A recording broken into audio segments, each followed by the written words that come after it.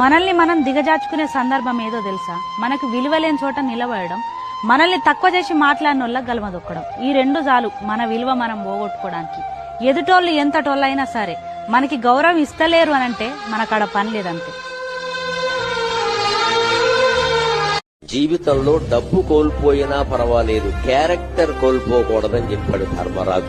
జీవితంలో మనిషి కోల్పోకూడదు ఏదయ్యా అని అడిగితే ఏం కోల్పోయినా పర్వాలేదు, డబ్బు కోల్పోయినా పర్వాలేదు. Money is lost, nothing is lost, health is lost, something is lost, but character is lost, everything is lost. ప్రతి ఓటమి ఒక విజయానికి మెట్టే. ఖచ్చితంగా ఒక్కసారి ఓడిపోయామంటే మర్నాడు గెలవడానికి సిద్ధంగా ఉన్నామన్నమాట. అందుకని ఓటమిని స్వీకరించాలి. ఓటమిని దాచిపెట్టుకోవద్దు, చెప్పడానికి మొహమాట పడద్దు, దాన్ని కప్పేయద్దు.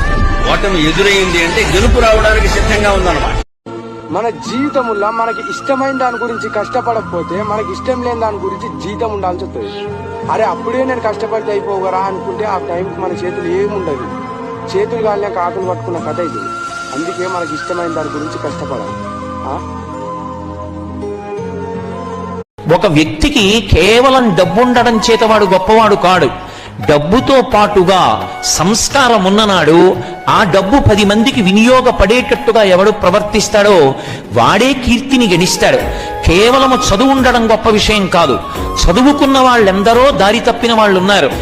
చదువుతో పాటుగా సంస్కారం అబ్బినప్పుడు, సమ్యక్ కరహ సంస్కార, ఎలా బ్రతకాలో అలా బ్రతకడం నేర్చుకున్నప్పుడే ఆ చదువు పని